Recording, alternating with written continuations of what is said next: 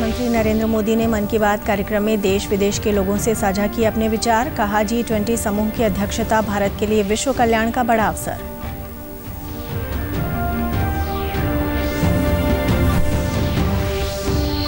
प्रदेश भर में पुख्ता सुरक्षा प्रबंधों के बीच शांतिपूर्ण ढंग से संपन्न हुई जिला परिषद और ब्लॉक समिति की मतगणना। विजयी प्रत्याशियों ने जुलूस निकालकर मनाया जश्न।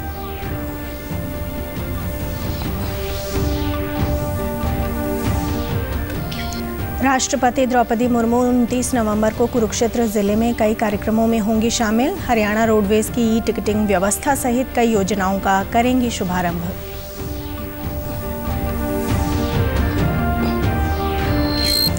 और भारतीय नौसेना दिवस के उपलक्ष्य में निकाली जा रही 1500 किलोमीटर की मैराथन पहुंची पलवल।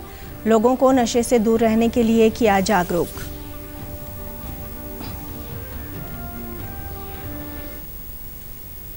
नमस्कार, मैं ऋतु कौशिक। अब समाचार विस्तार से। प्रधानमंत्री नरेंद्र मोदी ने आज मन की बात कार्यक्रम की 95वीं कड़ी में देश विदेश के लोगों के साथ अपने विचार साझा किए। प्रधानमंत्री ने भारत को G20 की अध्यक्षता मिलने पर इसे देश के लिए गौरव का पल बताया। उन्होंने कहा कि ये इसलिए भी विशेष हो जाता है कि भारत को ये जिम्मेदारी आज़ादी के अमृतकाल में मिली है। उन्होंने कहा कि शांति हो या एकता, पर्यावरण के प्रति संवेदनशीलता हो या टिकाऊ विकास, भारत के पास इन सबसे जुड़ी चुनौतियों का समाधान है। वर्ल्ड पॉपुलेशन में 2/3, वर्ल्ड ट्रेड में 3/4 और वर्ल्ड जीडीपी में 85% भागीदारी है। आप कल्पना कर सकते हैं, भारत अब से 3 दिन बाद यानी 1 दिसंबर से इतने बड़े समूह की, इतने सामर्थ्यवान समूह की अध्यक्षता करने जा रहा है। भारत के लिए, हर भारतवासी के लिए ये कितना बड़ा अवसर आया है। ये इसलिए भी और विशेष हो जाता है क्योंकि ये जिम्मेदारी भारत को आज़ादी के अमृतकाल में मिली है। प्रधानमंत्री ने कहा कि भारत अंतरिक्ष के क्षेत्र में अपनी सफलता को अपने पड़ोसी देशों के साथ भी साझा कर रहा है। भारत ने कल ही एक उपग्रह का प्रक्षेपण किया है, जिसे भूटान के साथ मिलकर विकसित किया है।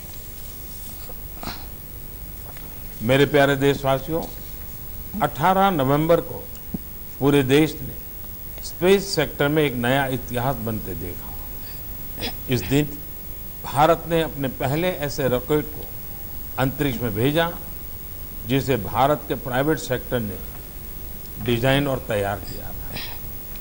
इस रॉकेट का नाम है विक्रम-S। श्रीहरिकोटा से स्वदेशी स्पेस स्टार्टअप के इस पहले रॉकेट ने जैसे ही ऐतिहासिक उड़ान भरी, हर भारतीय का सिर गर्व से ऊंचा हो गया। प्रधानमंत्री ने कहा कि भारत अपनी वैज्ञानिक क्षमताओं का लाभ पड़ोसी देशों के साथ साझा करने को हमेशा उत्सुक रहता है। इस संदर्भ में उन्होंने शुक्रवार को इसरो के रॉकेट से छोड़े गए भूटान के उपग्रह का उदाहरण दिया। वहीं प्रधानमंत्री ने प्रौद्योगिकी से जुड़े नवाचार के बारे में कहा कि भारत ड्रोन के क्षेत्र में तेजी से आगे बढ़ रहा है। कुछ ही दिन पहले हिमाचल प्रदेश के किन्नौर जिले में ड्रोन की मदद से सेब की खेप लाई गई।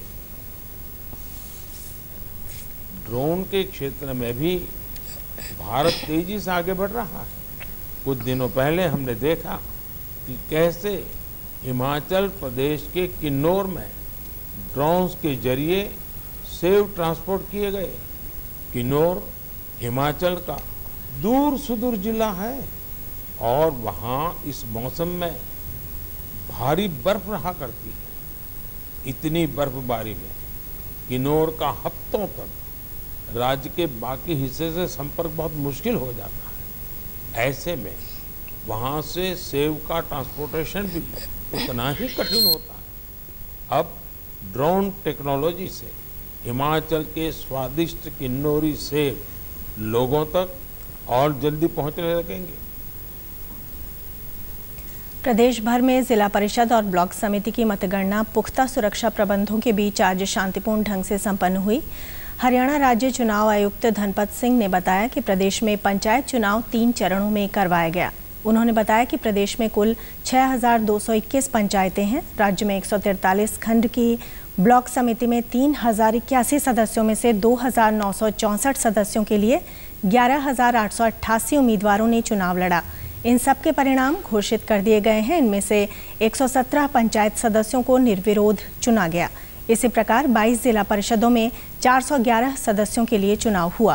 पंचायत समितियों में 3081 सदस्य चुने जाने थे, जिसमें से 117 नॉमिनेशन के बाद पहले ही सर्वसम्मति से निर्विरोध चुन लिए गए थे और बाकी 2,964 सदस्यों के लिए 11,888 उम्मीदवार मैदान में थे। आज उनका चुनाव नतीजा आ चुका है और 2,964 सदस्य भी चुनाव जीत के आ गए हैं। तो इस प्रकार से 3081 सदस्य केवल 143 पंचायत समितियों के लिए चुन लिए गए हैं।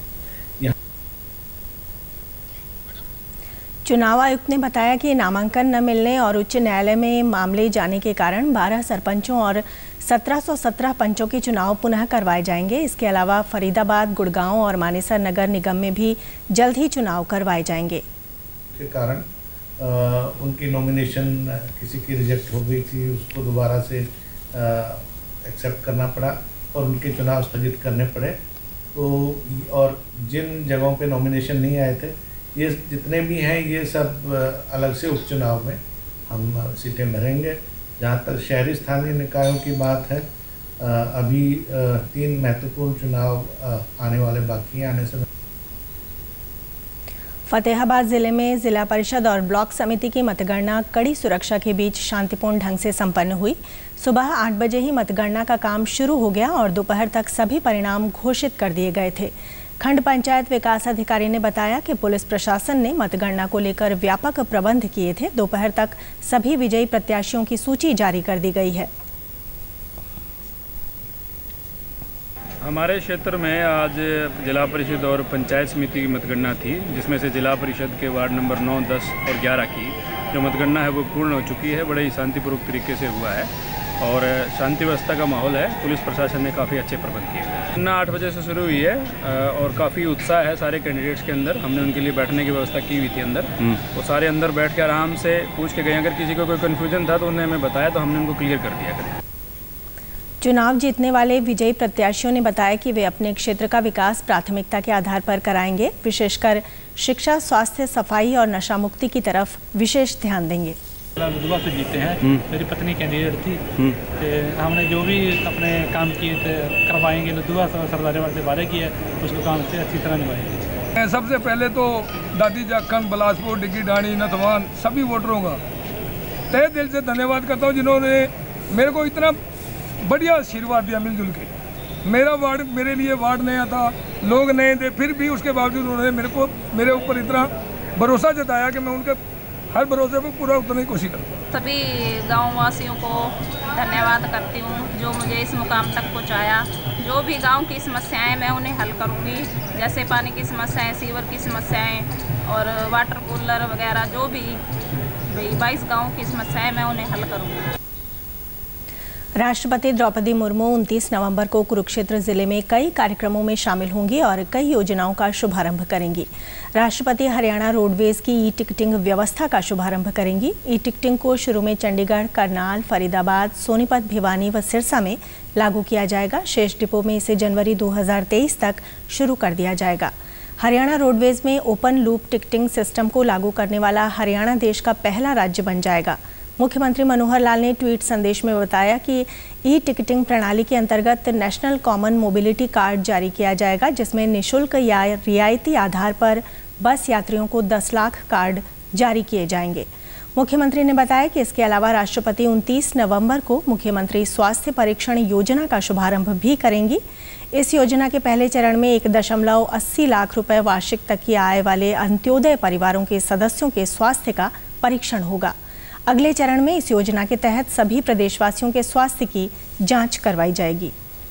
भारतीय नौसेना दिवस के उपलक्ष्य में नौसेना के जवानों द्वारा आज़ादी का अमृत महोत्सव के अंतर्गत 1500 किलोमीटर की मैराथन का आयोजन किया जा रहा है।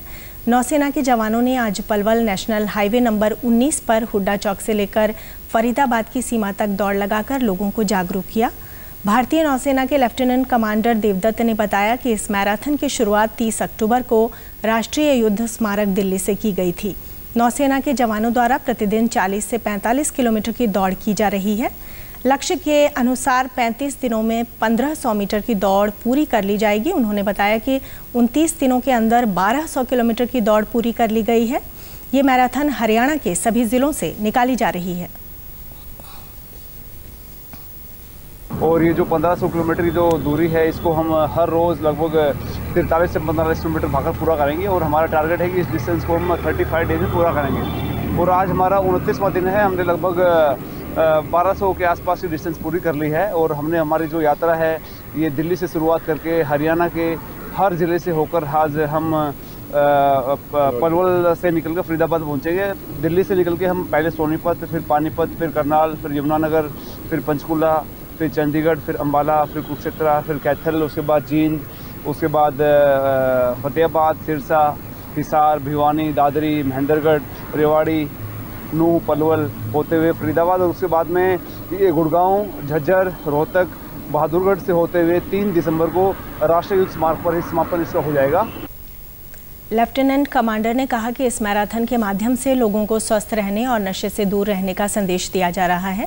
उन्होंने कहा कि मैराथन के दौरान 60 से अधिक स्कूल, कॉलेजों और यूनिवर्सिटी में विद्यार्थियों को जागरूक किया जा चुका है। इस मैराथन का समापन 2 दिसंबर को दिल्ली में किया जाएगा। इस यात्रा का मुख्य उद्देश्य जैसे अपना पूरा हिंदुस्तान आज़ादी का अमृत महोत्सव बना रहा है और जैसे कि हम सब जानते हैं कि 4 दिसंबर को भारतीय नौसेना दिवस है, तो उसकी सेलिब्रेशंस के अंतर्गत हम ये इस अभियान पर निकले हैं। इस अभियान का मुख्य उद्देश्य है हम हर रोज़ जो डिस्टेंस 5 से 6 घंटे हम हर रोज़ रनिंग करके स्कूलों में जाते हैं, कॉलेजों में जाते हैं, यूनिवर्सिटीज़ में जाते हैं, वहाँ पर बच्चों को मोटिवेट करते हैं। हेल्थ का जो एक संदेश लेकर हम निकले हैं, फिट इंडिया मूवमेंट जो अभी चला हुआ उसको लेकर जो संदेश हम लेकर हम निकले हैं। और आज तक हम लगभग 60 से ज़्यादा स्कूल्स, कॉलेज और यूनिवर्सिटीज में अपनी टॉक दे चुके हैं। और राष्ट्रीय कैडेट कोर आज अपना 74वां स्थापना दिवस मना रहा है। दुनिया का सबसे बड़ा ये गणवेशधारी युवा संगठन 1948 में स्थापित हुआ था। एनसीसी दिवस पर कैडेट आज समूचे देश में मार्च पास्ट, सांस्कृतिक गतिविधियों और सामाजिक विकास के कार्यक्रमों में भाग ले रहे हैं। मुख्यमंत्री मनोहर लाल ने अपने ट्वीट संदेश में कहा कि युवाओं में अनुशासन व साहसिक कार्य की निस्वार्थ सेवा भावना को विकसित करने वाले राष्ट्रीय कैडेट कोर के स्थापना दिवस पर बधाई। भारतीय सेना के सहायक बल के रूप में देश की सेवा हेतु समर्पित एनसीसी से जुड़े सभी जवानों की वीरता, शौर्य एवं निष्ठा पर हम सबको गर्व है। मुख्यमंत्री मनोहर लाल ने वर्ल्ड यूथ बॉक्सिंग चैंपियनशिप में स्वर्ण पदक जीतने पर भिवानी की रवीना जाखड़ और सोनीपत के वंशज को शुभकामनाएं दी हैं। उन्होंने ट्वीट करते हुए कहा कि आपकी ये गौरवशाली जीत देश और प्रदेश के भावी खिलाड़ियों के लिए प्रेरणा का कार्य करेगी। मुख्यमंत्री ने खिलाड़ियों के उज्जवल भविष्य की भी कामना की। बल्लभगढ़ बस डिपो पर हरियाणा रोडवेज के परिचालक ने ईमानदारी की मिसाल कायम करते हुए बस में मिले 1 लाख रुपए यात्री को वापस दे दिए हैं। इसके लिए यात्री ने परिचालक का आभार जताया है। हल्द्वानी से बल्लभगढ़ बस डिपो की बस में सवार यात्री पवन गुप्ता ने बताया कि वे टिफिन में रखे 1 लाख रुपए सीट पर ही भूलकर अक्षरधाम उतर गए थे। बस से उतरने के बाद उन्हें याद आया और उन्होंने परिचालक का नंबर हासिल किया। परिचालक लालचंद ने बताया कि उनके पैसे बस अड्डे में जमा करवा दिए गए हैं, इसलिए वो अपना टिकट और पैसों की पहचान आकर बताएं। पहचान बताने पर उन्हें उनके रुपए वापस दे दिए गए। पवन कुमार ने कहा कि परिचालक ने ईमानदारी का परिचय दिया है और वो सम्मानित करेंगे। ये हुई कि बैग के अंदर से मैंने कंबल निकाला, फिर उसमें डब्बा निकल गया होगा, बस यही। धन्यवाद तो करेंगे भाई।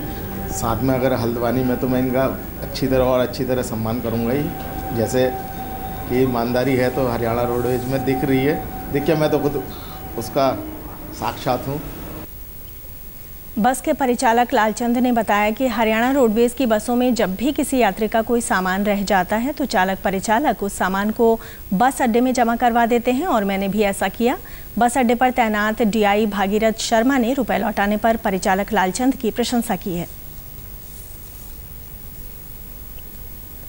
जब गाड़ी हम बस स्टैंड में आके अपनी ड्यूटी ऑफ कर देते हैं तो हम गाड़ी जो स्वीपर से सफाई करने से पहले हम चेक करते हैं कि किसी सवारी का कोई सामान नहीं हुआ, रह तो नहीं गया है। अगर रह भी जाता है तो हम उसको अपने यहाँ पे जमा कर देते हैं ड्यूटी सेक्शन में या यार्ड रूम में, जो हमारी जिम्मेदारी बनती है, जिससे हरियाणा रोडवेज की शान बनी हुई है। नीचे आई तो इन्होंने देखा कि गाड़ी में एक टिफिन पड़ा हुआ है, प्लास्टिक का टिफिन था। इन्होंने उस टिफिन को उठा करके इन्होंने सोचा कि इसमें जो है रोटी होंगी, किसी की लंच बॉक्स है बच्चे वाला। तो इन्होंने उसको खोल करके देखा तो इन्होंने देखा उसमें 1 लाख रुपए हैं। उन्होंने उसको यहाँ ला करके दिया, जो DI साहब हमारी गाड़ी में 1 लाख रुपए मिले हैं और ऐसे बात है, किसी यात्री के हैं तो इनको देना है हमें। फिर उसके 10 मिनट बाद इनके पास में उस यात्री की कॉल आती है, तो इन्होंने ये बोल दिया। अंत में इस बुलेटिन के मुख्य समाचार एक बार फिर।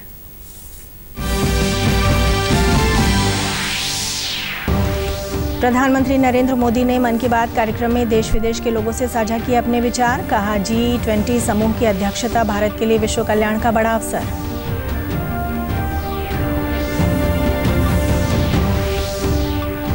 प्रदेश भर में पुख्ता सुरक्षा प्रबंधों के बीच शांतिपूर्ण ढंग से संपन्न हुई जिला परिषद और ब्लॉक समिति की मतगणना। विजयी प्रत्याशियों ने जुलूस निकालकर मनाया जश्न।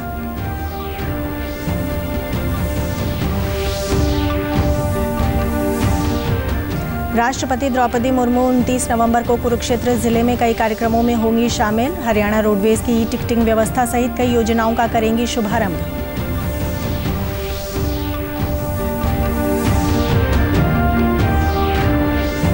और भारतीय नौसेना दिवस के उपलक्ष्य में निकाली जा रही 1500 किलोमीटर की मैराथन पहुंची पलवल। लोगों को नशे से दूर रहने के लिए किया जागरूक।